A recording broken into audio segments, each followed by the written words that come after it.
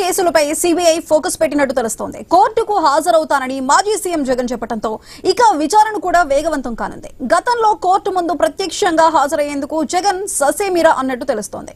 Video conference ద్వారా కానీ న్యాయవాదినైనా పంపిస్తానంటూ CBI కోర్టుకు తెలిపారు. అయితే సిబిఐ తరపు న్యాయవాది మాత్రం ప్రత్యక్షంగానే హాజరు కావాలని పట్టుబట్టారు. దీంతో ఈ నెల 21లోగా సిబిఐ కోర్టు ముందు హాజరవుతానంటూ కూడా తెలిపారు. పలు కేసుల్లో ప్రధాన నిందితుడిగా ఉన్న వైఎస్ జగన్ ప్రస్తుతం బెయిల్ పై ఉన్నారు. సిబిఐ ఇప్పటికే 11 ఛార్జ్ షీట్లను దాఖలు చేసింది. ఉమ్మడి ఆంధ్రప్రదేశ్ సీఎంగా వైఎస్ రాజశేఖర్ రెడ్డి ఉన్న టైంలో వైఎస్ జగన్ క్విడ్ ప్రోకోకు పాల్పడినట్టుగా ఆరోపణలున్నాయి. ఆ కేసులో జైలుకు వెళ్లిన జగన్ కు పలు షరతులతో కూడిన బెయిల్ ఇచ్చింది. అందుకే జగన్ విదేశీ పర్యటనలకు వెళ్లే సమయంలో సిబిఐ కోర్టు అనుమతి తప్పనిసరి. అక్టోబర్ 11 నుంచి 19 వరకు జగన్ కోర్టు అనుమతితోనే యూరప్ టూర్ కు వెళ్లి వచ్చారు. రాష్ట్రానికి వచ్చిన జగన్ వ్యక్తిగత హాజరు నుంచి మినహాయింపు ఇవ్వాలని సిబిఐ కోర్టును కోరారు. తాను కోర్టుకు హాజరైతే ప్రత్యేక భద్రతాపరమైన ఏర్పాట్లు అవసరమని, ప్రభుత్వ ఖజానాపై భారం పడుతుందని మెమో దాఖలు చేశారు. వీడియో కాన్ఫరెన్స్ కైనా ఛాన్స్ ఇవ్వాలని అభ్యర్థించారు. అయితే సిబిఐ వ్యతిరేకించింది.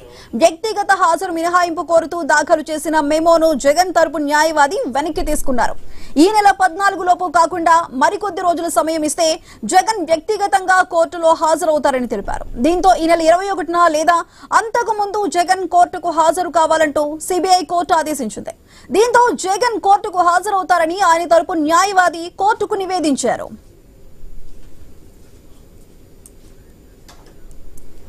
ఇంతకాలం నెమ్మదిగా సాగిన విచారణ జగన్ హాజరుతో స్పీడ్ గా జరుగుతుందన్న టాక్ వినిపిస్తోంది. వ్యక్తిగత హాజరు నుంచి ఎందుకు వెనక్కి తగ్గారు? ప్రతిరోజు రావాలన్నా జగన్ కోర్టుకు వస్తారా? ఇక విచారణలో వేగం పెరుగుతుందా? సుప్రీంకోర్టు ఆదేశాలతో అక్రమాస్తుల కేసును త్వరగా తేల్చేస్తారా?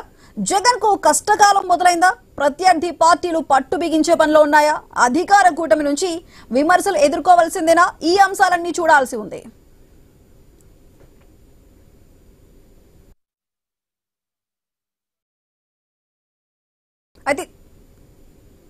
అది జగన్ కేసులకు సంబంధించి సిబిఐ ఫోకస్ పెట్టిందని చెప్పాలి. అయితే దీనికి మొత్తానికి సంబంధించిన విశ్లేషణని మా కొలీగ్ ఆశ అందిస్తారు. ఆశ, ఓవర్ టు యు.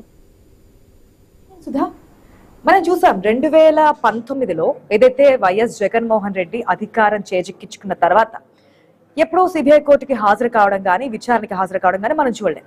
కానీ ఇప్పుడు సిబిఐ కోర్టుకి హాజరు కావాల్సిందే. మీరు ఇంతకుముందు చెప్పారు, మెమోని కూడా తిరస్కరించింది సిబిఐ కోర్టు.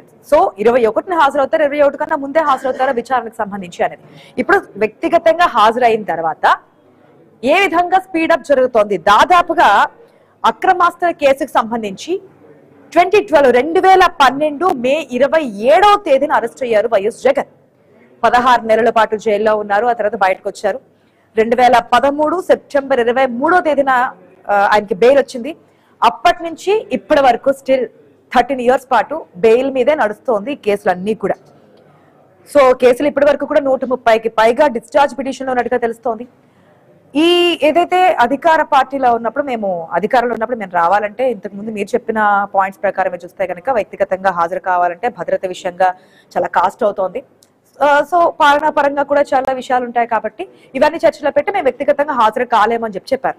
మరి ఇప్పుడు ఏ విధంగా హాజరు అవుతారనేదే మనం చూస్తున్నాం. 2014 నుంచి 2019 వరకు కూడా ఎవ్రీ ఫ్రైడే ఆయన కోర్టుకు వెళ్ళేవారు విచారణకి. కానీ అధికారంలోకి వచ్చినది ఎప్పుడు కూడా ఆయన కోర్టుకు అయితే హాజరు కాలేదు.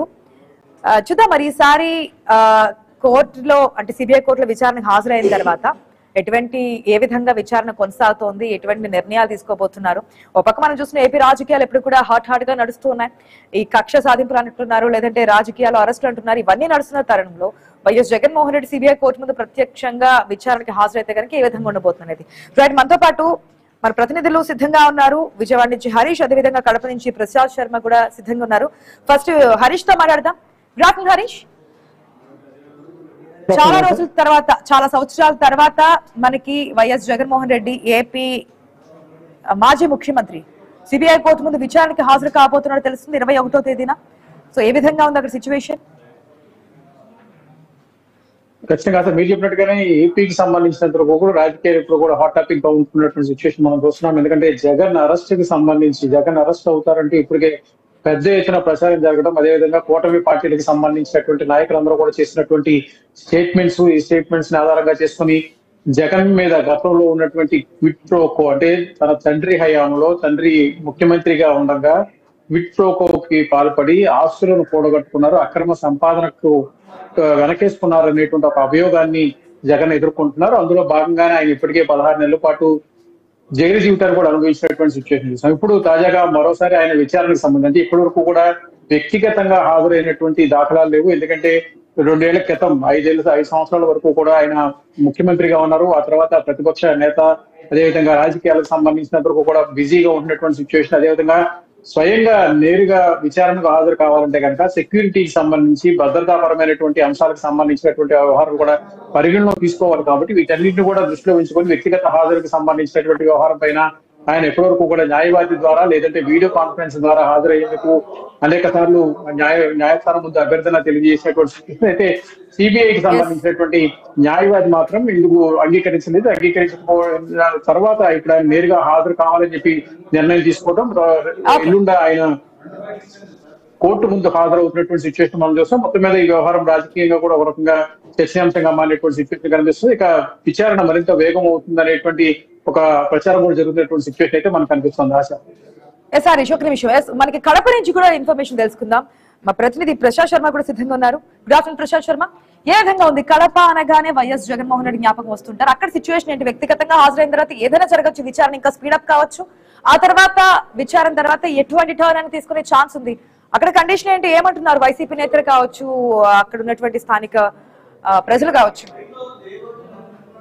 ఆశ, జగన్ కోర్టుకు హాజరవుతారనే అంశం కొద్ది రోజులుగా చర్చలో ఉండడంతో ఇక్కడ వైసీపీ నేతల్లో ఒక రకంగా ఆందోళన వ్యక్తమవుతుంది. ఎందుకంటే ఇటీవల కాలంలో కడపలో జరిగినటువంటి మహానాడు సభలో కానీ తర్వాత జరిగినటువంటి భజంత నేపథ్యంలో కానీ టీడీపీ నేతలు పదే జగన్ జైలుకు వెళ్ళడం ఖాయం, ఖచ్చితంగా ఈడీ కేసుల్లో తప్పనిసరిగా ఆయన జైలుకు వెళ్లే అవకాశం ఉందన్నటువంటి ప్రతిసారి చెప్తూ వస్తున్నారు.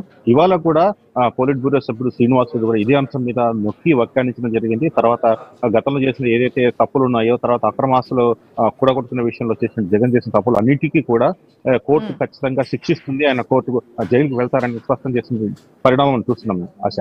అయితే ఎప్పుడైతే 12 ఏళ్లుగా ఆయన బయట ఉన్నారో, తర్వాత బెయిల్ పై కొనసాగుతున్నారు. ముఖ్యమంత్రిగా ఉన్న హయాంలో ఆయన ఒక్కరోజు కూడా కోర్టుకు హాజరు కాలేదు. తర్వాత కూడా కోర్టుకు హాజరు కావాలని సుప్రీంకోర్టు ఏదైతే డైరెక్షన్స్ ఉన్నాయో ప్రతిరోజు విచారణకు హాజరు కావాలి. తర్వాత ఇచ్చినటువంటి బెయిల్ కండిషన్ లో కూడా జగన్ కోర్టుకు వ్యక్తిగతంగా హాజరు కావడం అనే ప్రధాన అంశం ఇవాళ నెరవేరబోతుంది. అయితే కోర్టుకు ఒకసారి హాజరైన తర్వాత జగన్ పై ఏ రకంగా ధర్మాసనం నిర్ణయాలు తీసుకుంటుంది, తర్వాత రోజువారీ విచారణకు రమ్మని చెబుతుందా, లేకుంటే తర్వాత తను కోరిన విధంగా ఏదైనా అవకాశాలు ఇస్తున్నటువంటి ఒక చర్చ నడుస్తున్నప్పటికీ కూడా ఈ కేసులో, ఈడీ కేసులో ఈసారి కోర్టు సీరియస్ గానే వ్యవహరిస్తుంది. తర్వాత ఇప్పటికే ఈ కేసు సంబంధించి 6 న్యాయమూర్తులు బదిలీ కావడం, తర్వాత 7వ న్యాయమూర్తి కూడా 2 ఏళ్ల పదవీ కాలం కాకముందే ఆయన బదిలీ కావడం, ఇవి కూడా చర్చ నడుస్తున్నాయి. తర్వాత ఏదైతే ఈ కేసులో చాలా మంది వ్యక్తులు డిశ్చార్జ్ పిటిషన్లు వేయడం ప్రధానంగా మనకు అడ్డంగా కనిపిస్తుంది. విచారణ ఈసారి సజావుగా సాగుతుందా లేనందుకు ఒక ఉత్కంఠ అయితే కొనసాగుతుంది ఆశ. రైట్ ప్రసాద్ శర్మ, మనం చూస్తే మొత్తంగా ఏదైతే ఆఫ్టర్ లాంగ్ టైం 13 సంవత్సరాల పాటు బయట మీద నడుస్తున్నటువంటి ఇష్యూస్ లో వ్యక్తిగతంగా హాజరు కాబోతున్నారు సిబిఐ కోర్టు ముందు వైఎస్ జగన్మోహన్ రెడ్డి. ఇది విచారణ వేగవంతం జరిగిందా, ఎటువంటి టర్న్స్ కాబోతున్నాయి? మరొక పక్క ప్రజల్లోకి ఉంటానంటూ కూడా ఆ రూట్ మ్యాప్ కు సంబంధించి కూడా నడుస్తూ ఉన్నాయి. మేము ప్రజల్లోకి ముందుకెళ్తాం, పాదయాత్ర చేస్తాం, మళ్ళీ ప్రజల మద్దతుతోనే అధికార పీఠానికి చేజెక్కించుకుంటామని ఈ స్టేట్మెంట్స్ చూస్తున్న తరుణంలో ఎటువంటి టర్న్స్ తీసుకోబోతుంది ఏపీ పాలిటిక్స్ అనేది? దాని గురించి మాట్లాడదాం. మనతో పాటు డిబేట్ లో పార్టిసిపేట్ చేస్తున్నారు వైఎస్ఆర్సీపీకి సంబంధించి బొట్ల రామారావు గారు ఉన్నారు, అదేవిధంగా టీడీపీకి సంబంధించి కిషోర్ గారు ఉన్నారు. రెడ్డి రామారావు గారు, గుడ్ ఆఫ్టర్నూన్ అండి. గుడ్ ఆఫ్టర్నూన్ అండి, నమస్కారం అండి. రామారావు గారు, ఎట్లా చూస్తారు? గతంలో అంటే ఇప్పటికీ కూడా విచారణకి హాజరు కాకుండా ఉండడానికి చాలా ప్రయత్నాలే చేశారు, కానీ సిబిఐ దాన్ని వ్యతిరేకించింది, మెమోని కూడా కొట్టేసింది, వ్యక్తిగతంగా విచారణకి హాజరు కావాల్సిందే అని చెప్పింది. సో విచారణ ఎదుర్కొని బయటపడతారా, లేదంటే ఈ విచారణ వేగవంతం అయితే ఎటువంటి టర్న్స్ తీసుకుంటాయి అనుకుంటున్నారు? మనం చూస్తున్నాం అండి, మొట్టమొదటగా ఈ యొక్క అంశం చూస్తే జగన్మోహన్ రెడ్డి గారు రెగ్యులర్ గా కోర్టుకు పోతున్నటువంటి పరిస్థితి ఉన్నప్పుడు, ఆయన ముఖ్యమంత్రి అయిన తర్వాత పాలనా విధానం అయితేనేమి, లేకుంటే ఆయనకు ఉన్నటువంటి భద్రత కల్పించేటటువంటి విషయంలో దృష్ట్యా వచ్చినటువంటి ఇబ్బందులను ఎదుర్కోవడానికి ఆయనకి వ్యక్తిగత హాజరు నుంచి మినహాయింపు ఇచ్చారు. అట్లాగే చాలా కేసులు కొట్టివేయబడ్డాయి. అసలు నేనేమంటానంటే, ఈ యొక్క భారతదేశంలో ఎవరైనా సరే జగన్మోహన్ రెడ్డి గారి వల్ల నాకు అన్యాయం జరిగిందని చెప్పి, లేకపోతే నేను నష్టపోయానని చెప్పి ఎవరైనా కంప్లైంట్ ఇచ్చారండి? ఇదంతా కూడా రాజకీయ కక్ష ప్రేరేపితంగా జరిగినటువంటి చర్యలు. కింజారపు అచ్చెన్నాయుడు గారు అట్లాగే తెలంగాణ సంబంధించిన శంకర్రావు గారు వేసినటువంటి పిటిషన్ లో తప్పితే, వాళ్ళు సిబిఐకి ఇచ్చినటువంటి కంప్లైంట్స్ తప్పితే ఎక్కడా లేదు. అట్లాగే చాలా చెప్పిన ఏవే కేసులు ఉన్నాయో రామారావు గారు చెప్పండి మేడం, పర్వాలేదు చెప్పండి మేడం. హైకోర్టులో ప్రెసెంట్ స్టిల్ పెండింగ్ లో ఉన్నటువంటి దాల్మియా సిమెంట్స్ పిటిషన్, దానికి సంబంధించి ఇంకా హైకోర్టులో పిటిషన్ పెండింగ్ లో ఉంది. జగన్ చెందినటువంటి సండూర్ పవర్ కంపెనీ లిమిటెడ్ సంబంధించినటువంటి case, Carmel Asia holdings private limited సంబంధించి, సరస్వతి పవర్ అండ్ ఇండస్ట్రీస్ తో పాటు ఇతర కంపెనీ వ్యవహారాలు, అనేక ఉల్లంఘనలకు సంబంధించి, నగదు వ్యవహారాలకు సంబంధించి ఇట్లా కేసులు నడుస్తూనే ఉన్నాయి. కేసులు 130 డిశ్చార్జ్ కేసులు కూడా ఉన్నాయి. నేనేమంటున్నానంటే కేసులు లేవంటలేదు, ఉన్నవి. కానీ ఎవరైనా సరే, ఒక వ్యక్తి గాని ఒక సంస్థ గాని మాకు ఈ నష్టం జరిగిందని చెప్పి ఎవరు ఆరోపించిన పరిస్థితి లేదు. అట్లాగే ఆయన వల్ల మాకు ఈ నష్టం జరిగింది, ఈ ఇబ్బంది జరిగిందని ఇప్పటి వరకు కంప్లైంట్ లేదండి. ఇదంతా కూడా రాజకీయ పక్షాలు చేసినటువంటి ఫిర్యాదులు తప్ప మరొకటి ఉందా మేడం? నేను అంటున్నది. అట్లాగే చాలా కేసులు మిగిలిపోయాయి కదా. వచ్చేసేటప్పటికి ఇంకా ఏదో మిడిల్ లో కొన్ని ఉన్నాయి, లాస్ట్ కి వచ్చేసినాయి. ఏదేమైనా సరే మా నాయకుడు జగన్మోహన్ రెడ్డి గారు ఈ కేసులన్నింటిని కూడా ఎదుర్కొని కడిగిన ముత్యంలాగా బయటపడతారనే దాంట్లో మాత్రం ఎటువంటి ఇది లేదండి. ఎందుకంటే ఒకవేళ విచారణ వేగవంతమయ్యి సిబిఐ కోర్టు ముందుకు హాజరైన తర్వాత విచారణలో ఏమీ లేదు, ఇదంతా కూడా రాజకీయ కక్ష కుట్రతోనే చేస్తున్నారు అనుకుంటే కనుక మీకే మ్యారేజ్ కదా, పాదయాత్రలు ఇంకా బెనిఫిట్ వస్తుంది, ప్రజలకు వివరించే ప్రయత్నం చేయొచ్చు. ఇక్కడ ఒక అంశం మేడం, మనం చూస్తున్న కేసులు చంద్రబాబు నాయుడు గారి మీద దాదాపు 22 కేసులు ఉంటే స్టే తీసుకొచ్చున్నారు. స్కిల్ డెవలప్మెంట్ కేసు చూసాం, దాంట్లో ఆయన కూడా అరెస్ట్ అయినాడు. కేంద్ర ప్రభుత్వం ఆ కేసు మేం కాదు మేడం, అది కేంద్ర ప్రభుత్వము ఏదైతే కాగ్ రిపోర్ట్ గానీ కేంద్ర ప్రభుత్వ నిఘా సంస్థలు అక్కడ ఫ్రాడ్ జరిగింది అట్లాగే నేరుగా దానికి సంబంధించి ఒక్క నిమిషం రామారావు గారు, ఏదైతే కావాలని చెప్పి ప్రభుత్వ పరంగా చేస్తున్నారు కాబట్టి ఒక్క నిమిషం. కిషోర్ గారు case complaint once again. Kishore గారు గుడ్ ఆఫ్టర్నూన్ అండి. Good afternoon madam. కిషోర్ గారు, ఏంటి అంటే అధికార పార్టీ అధికార పక్షం కాబట్టి ఇప్పుడు ఏదైనా చేయొచ్చు, సిబిఐ అయితే ఎంక్వైరీ ముందుకు వెళ్తోంది, ఇదేదైనా జరగచ్చు. జగన్ ఎప్పుడెప్పుడు అంటే చంద్రబాబు నాయుడిని జైల్లో పెట్టినప్పుడు అన్నారు నెక్స్ట్ అధికారంలో మీకు వస్తాము, దీంట్లో ఎవరెవరు ఉన్నారు అందరినీ అంతు చూస్తామని చెప్పి లేటెస్ట్ గా కూడా లోకేష్ స్టేట్మెంట్స్ మనం చూసాం, విన్నాం కూడా. ఇప్పుడు ఇవన్నీ కూడా దాంట్లో భాగంగానే జరుగుతున్నాయా? ఈ విచారణ వేగవంతం అయిన తర్వాత జగన్ అరెస్ట్ చేసే అవకాశాలు ఉన్నాయంటున్నారు. ఆయనేమో పక్క జగన్ పాదయాత్రకు సంబంధించి కూడా ముందుకెళ్తున్నారు, ఇటుపక్కేమో ఇటువంటి వ్యవహారాలు జరుగుతున్నాయంటే దాన్ని అడ్డుకునే ప్రయత్నంగా జరుగుతుందనే క్వశ్చన్స్ కూడా రేజ్ అవుతున్నాయి. మరి ఈ రోజున జగన్మోహన్ రెడ్డి గారు అరెస్ట్ అయ్యారంటే అది తెలుగుదేశం పార్టీ హయాంలో అరెస్ట్ అవ్వాలా, ఆయన కాంగ్రెస్ పార్టీ హయాంలో అరెస్ట్ అయ్యారు. ఫస్ట్ గుర్తుపెట్టుకోవాలా, వైఎస్ఆర్సీపీ నాయకులు కూడా 11 సిబిఐ ఛార్జ్ షీట్స్, 9 ఈడీఏ కంప్లైంట్స్, ఇవన్నీ కూడా చేసింది తెలుగుదేశం ప్రభుత్వంలో కాదు. 2009లోనే ఆయన అరెస్ట్ అయ్యి 16 నెలల పాటు జైల్లో ఉన్నాడు. అంటే అప్పుడు కూడా తెలుగుదేశం ప్రభుత్వం లేదు. ప్రతి ఒక్కడు కూడా గుడ్డగాల్చి ఆపోజిట్ పార్టీ మీద తోస్తారంటే అది ఎలగాలం కూడా కుదరదు. ప్రజలు కూడా నమ్మే పరిస్థితులు కూడా లేరు. ఈ నిజంగా జగన్మోహన్ రెడ్డి గారు నిజంగా కడిగిన ముచ్చుల్లో బయట రావాలంటే ఇంకెందుకు ప్రతిసారి కూడా స్టేజ్ తెచ్చుకుంటా లేదా ప్రతిసారి కూడా స్కిప్ చేసుకుంటూ వెళ్ళడం, అదేదో ఒకేసారి కూడా ఈవెన్ ఆయన సీఎం ఉన్నప్పుడు కూడా వెళ్ళి సార్ ఇది నేను నా మీద వచ్చి నేను కూడా ఆరోపణలే ఎక్కడ కూడా నిజం లేదని చెప్పేసి కడిగిన ముచ్చులాగా అప్పుడు బయట రావచ్చు కదా. ఎందుకు దగ్గర మనకి 17 సంవత్సరాల పాటు కోర్టులో కేసులు నడుస్తానే ఉన్న 131 ఏదో డిశ్చార్జ్ పిటిషన్స్ వేసుకుంటూ ఈ విధంగా ఎందుకు మనం స్కిప్ చేసుకోవడం అనేది, నిజంగా నిజాయితీ పరుడు అయితే ఇమ్మీడియట్ గా రేపే వచ్చి సార్ ఇది పరిస్థితి మీరు ఎంక్వైరీ చేయండి అని చెప్పి స్వచ్ఛందంగా చెప్పుకోమనండి. ఈ రోజున చంద్రబాబు నాయుడు గారు అరెస్ట్ చేశారంటే అది ఖచ్చితంగా వైఎస్ఆర్సీపీ పార్టీ అని చెప్పి స్కూల్కి వెళ్ళే పిల్లవాడితో సహా అందరు చెప్పగలరు. అంతేగాని కేంద్ర బలగాలు వచ్చినాయి లేకపోతే ఇంకోటి కూడా అది కూడా అన్ని కూడా నిరారోపిత అంటే కూడా తీసుకొచ్చి ప్రవేశపెట్టారు. చంద్రబాబు నాయుడు గారు స్కిల్ డెవలప్మెంట్ కేసులు ఉన్నాయంటేనే ప్రతి ఒక్కరు కూడా హాస్యాస్పదంగా నవ్వుతున్నారు. అంటే నేను 16 నెలల పాటు జైల్లో ఉన్నాను కదా, కనీసం ఆయన 16 రోజులు జైల్లో పెట్టాలని చెప్పి ఒక కక్ష పూరితమైన రాజకీయం చేసింది ఈ వైఎస్ఆర్సీపీ ప్రభుత్వం. స్పీడప్ జరిగే అవకాశం ఉందా? కిషోర్ గారు, మీరు ఇంతకు ముందు ఒక మాట అన్నారు ఏదైతే ఉందని చెప్పి, ఒక్కసారి దానికి సంబంధించి క్లారిటీ ఇస్తాను. జగన్ కేసులకు సంబంధించి వాయిదాలకు సంబంధించి ఇప్పటి వరకు కోర్టు వాయిదాలకు సంబంధించి ఏంటంటే 3452 సార్లు వాయిదాలు వేశారు. జగన్ పై 7 ఈడీ కేసులు ఉన్నాయి, 11 సిబిఐ కేసులు ఉన్నాయి, వీటితో పాటు మొత్తం 31 కేసులు రన్నింగ్ లో ఉన్నాయి. రామారావు గారు, ఇంకా ఇన్ఫర్మేషన్? మేడం, ఇన్ని కేసులకు సంబంధించి 13 సంవత్సరాలుగా బెయిల్ మీద ఉన్నారు ఆయన. కాదంటలేదు మేడం. ఇక్కడ న్యాయ వ్యవస్థ, న్యాయ ప్రక్రియ, న్యాయస్థానాలు చూసుకునేటువంటి అంశాల్లో మనం జోక్యం చేసుకోలేము. ఎందుకంటే చంద్రబాబు నాయుడు గారు కూడా 1997 నుంచి చూస్తే దాదాపు 15 కేసుల్లో ఇప్పటికీ స్టేలు కొనసాగుతా ఉన్నాయి. రెడ్డి నాయక్ గారు అక్రమాస్తుల మీద కేసేశారు. వైఎస్ రాజశేఖర రెడ్డి గారు హైకోర్టులో దావా వేస్తే స్టే. షబ్బీర్ అలీ, డిఎల్ రవీంద్రారెడ్డి కేసుల మీద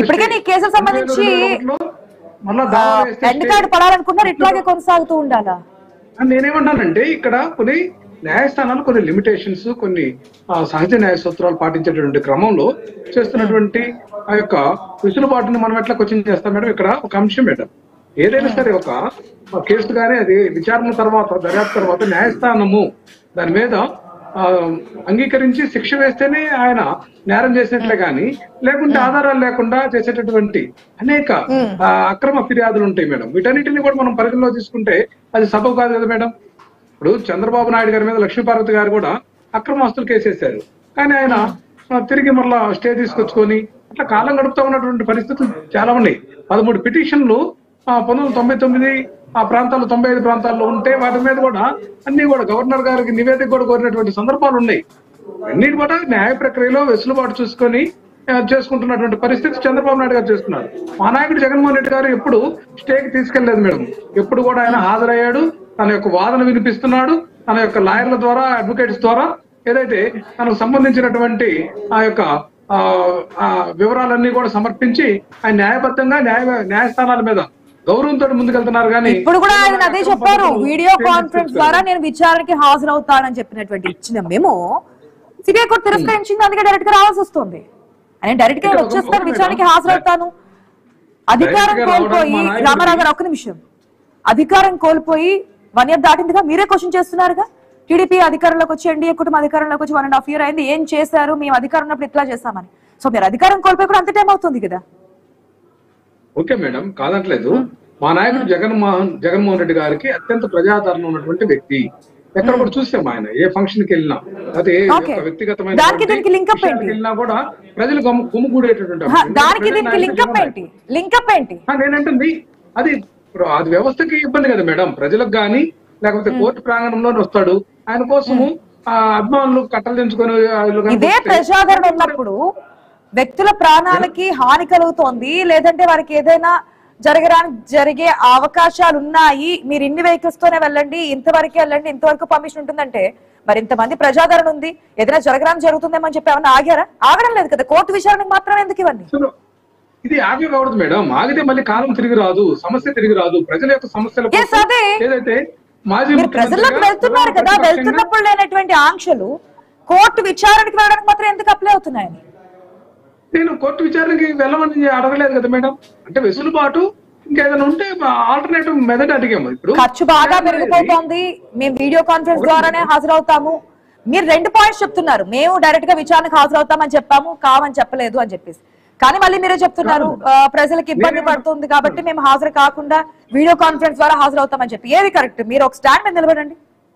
నేను ఒకటే మేడం చెప్తుంది ఏంటంటే, మా యొక్క నాయకుడు జగన్మోహన్ రెడ్డి అత్యంత ప్రజాదరణ కలిగినటువంటి నాయకుడు, మాజీ ముఖ్యమంత్రిగా ఉన్నారు.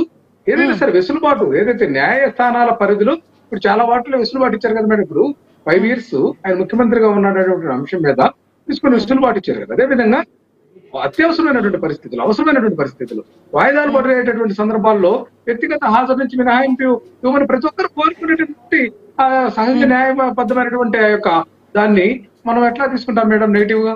ప్రతి వ్యక్తికి కూడా ఉన్నటువంటి హక్కు అది ప్రాథమిక హక్కు. డైరెక్ట్ గా విచారణకు హాజరు కమ్మన్నారు కదా, 21 కన్నా ముందా అని 21ని హాజరవుతారని చెప్పారు. ఇప్పటి నుంచి ఇది వరకు ఎవ్రీ ఫ్రైడే కాస్త ఇప్పుడు ఎవ్రీ డే అవ్వచ్చేమో. సరే, న్యాయస్థానం ఏది ఆదేశిస్తుందో దాన్ని మనం న్యాయస్థానాల యొక్క ప్రక్రియలోకి మనము వెళ్ళి మనం మాట్లాడాల్సినటువంటి పరిస్థితి ఉంటుంది కదా మేడం.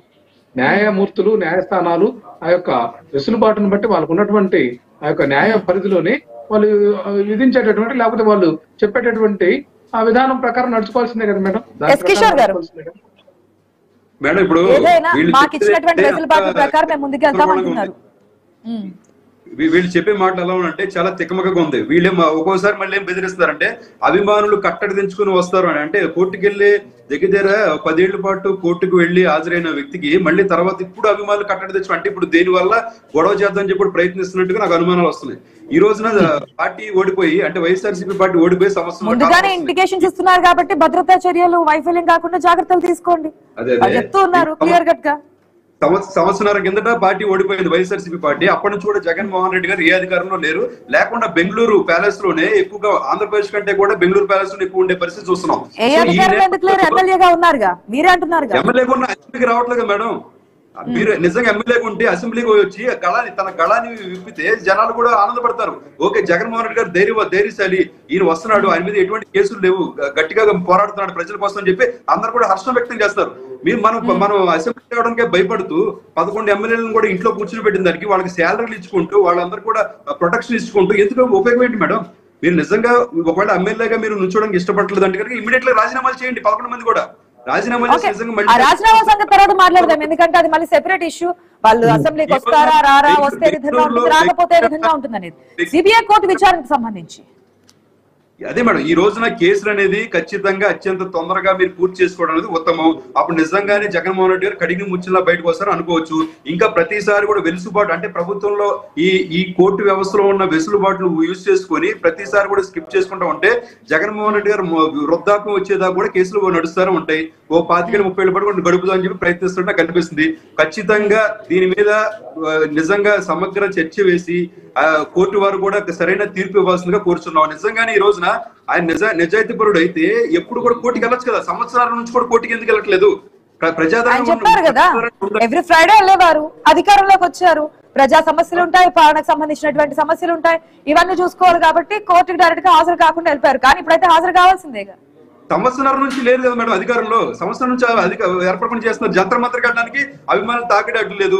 మీరు వెళ్ళి నెల్లూరులో గొడవలు చేయడానికి అభిమానులు తాకడే అవసరం లేదు. మీరు కృష్ణా డిస్ట్రిక్ట్ లోకి వెళ్ళి గొడవలు చేసి అందరూ కూడా చీ అనేదా కూడా తెచ్చుకునే పరిస్థితి ఉంది. తెరాని వెళ్ళిపోయి ఒక రౌడీ షీటర్కి మద్దతు తెలిపినప్పుడు కూడా మీకు అభిమానులు తాకడి లేదు. గుంటూరు వెళ్ళేసి మిర్చి యార్డ్లో అక్కడ ఉన్న రైతుల చేత తిట్లు తినేటప్పుడు కూడా మీకు అధికారం తాకడి లేదు. కానీ కోర్టుకి వెళ్ళడానికి అది మీ వెర్షన్ వేరు, వాళ్ళ వెర్షన్ వేరు. మీరేమో అక్కడ ప్రజల నుంచి వస్తున్నటువంటి వ్యతిరేకత అంటున్నారు, అది మా ప్రజాదరణ అంటున్నారు వాళ్ళు. వాడు ప్రజాదరణ ఉంటే జనాలు కనిపించాలి కదా మేడం. ఎక్కడ చూసినా మనం టీవీలో కూడా చూస్తున్నాం కదా, జనాలు తిప్పి మరి 50 మంది 100 మంది కూడా లేరు.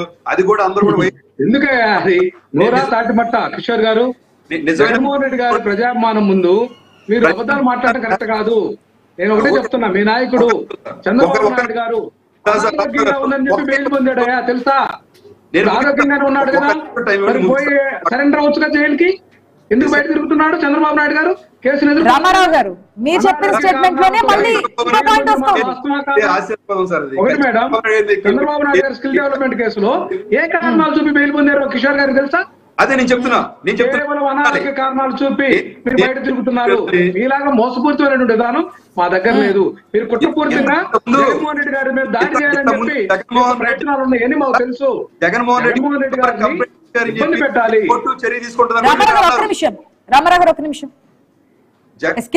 ముందు రామారావు గారు అన్నారు జగన్మోహన్ రెడ్డి గారి మీద ఎవరు కంప్లైంట్ చేశారని చెప్పి సిబిఐ కేసులు వేశారు, ఎవరు కంప్లైంట్ చేశారని చెప్పి సార్ ఒక మనిషి అనే వాళ్ళు ప్రజా ధనాన్ని దుర్వినియోగం చేస్తే ఎవరో ఒక మనిషి వెళ్ళి కంప్లైంట్ ఇవ్వాల్సిన అవసరం లేదు. కోర్టు తీసుకుంటుంది, లేదా అక్కడ ఉన్న న్యాయస్థానం ఇవన్నీ కూడా చూసుకుంటారు. అంతేగాని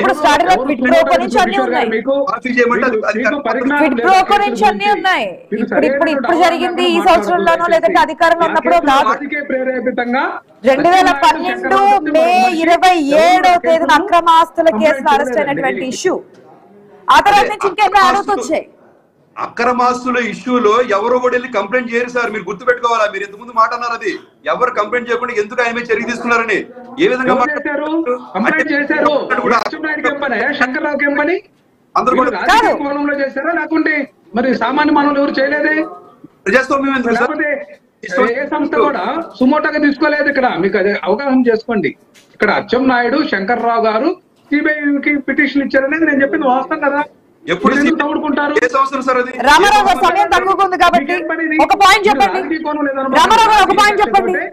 ఇప్పుడు సిబిఐ విచారణకి డైరెక్ట్ గా హాజరైతే గనక భద్రతా పరంగా సమస్యలు వస్తాయని చెప్పి మీరు చెప్తున్నారు. అంటే ఏదైనా ముందుగానే మన గత అనుభవాన్ని చూసుకుంటే మనుషులు ప్రాణాలు కోల్పోయినటువంటి సిచ్యువేషన్ కూడా మనకు కనిపించింది. కంట్రోల్ చేసి ఏదైనా ఒక స్టేట్మెంట్ ఇచ్చే అవకాశం ఉందా, లేదంటే ఇంకా ప్రజల్ని ఉద్వేగపరిచే అవకాశం ఉందా? మేడం, ఈ రాష్ట్రంలో తెలుగుదేశం చాలా మంది ప్రజానాయకులు పట్టణ పెట్టుకుంది. వంగవీటి మోహన్ రామారావు గారు స్ట్రైట్ గా అడిగారు, స్ట్రైట్ గా చెప్పండి. గతంలో కూడా పర్మిషన్స్ లేవన్న ప్లేస్ కి వెళ్ళడము, పరిమితికి మించి వెహికల్స్ పెట్టడము, అక్కడ వారి ప్రాణాలు కోల్పోవడం చూసాము.